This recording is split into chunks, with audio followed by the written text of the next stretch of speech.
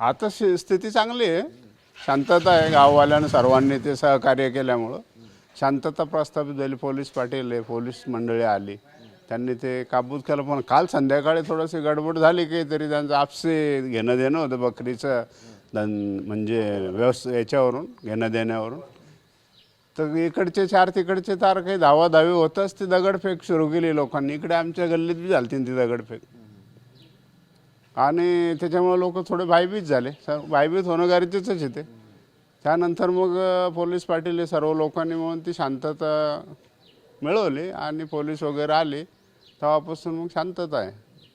आमचं असं म्हणणं आहे गाववाल्याचं की बुवा जे काही कॅमेरे आहे गावामध्ये, ज्या लोकांनी खरंच गडबड केली ते कॅमेऱ्यात दिसतील आणि त्या लोकांना समज देणे, घेऊन जाणे किंवा काय असेल कायद्याची प्रोसिजर त्याप्रमाणे ते काम करून घेणे अशी गाववाल्याची इच्छा आहे.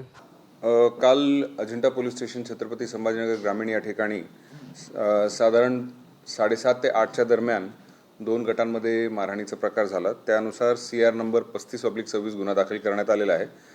त्यामध्ये कलम भारतीय न्याय संहिताचे कलम 118(1), 189(2), 190, 191(2), 3, त्याचबरोबर 324(2) आणि 5 भारतीय न्याय संहिता अन्वये गुन्हा दाखल करण्यात आला आहे.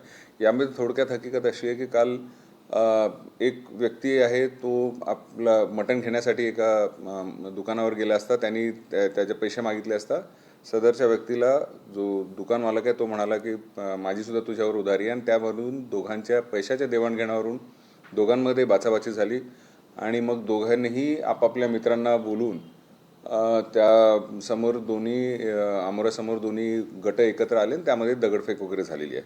त्या अनुषंगाने मी आधी सांगितल्याप्रमाणे गुन्हा दाखल करण्यात आलेला आहे. तात्काळ तिथे SDPO आणि इन्चार्ज जे आहेत पोलीस स्टेशन इन्चार्ज तिथे रवाना झाले आणि पोहोचले.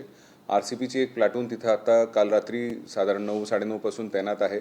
आता पूर्णपणे शांतता आहे. रात्रीच्या दरम्यान आम्ही गुन्हा दाखल केल्यानंतर जे आरोपी निष्पन्न केले त्यामधले आतापर्यंत 13 आरोपी आम्ही अटक केलेले आहेत. आता पूर्णपणे शांतता आहे.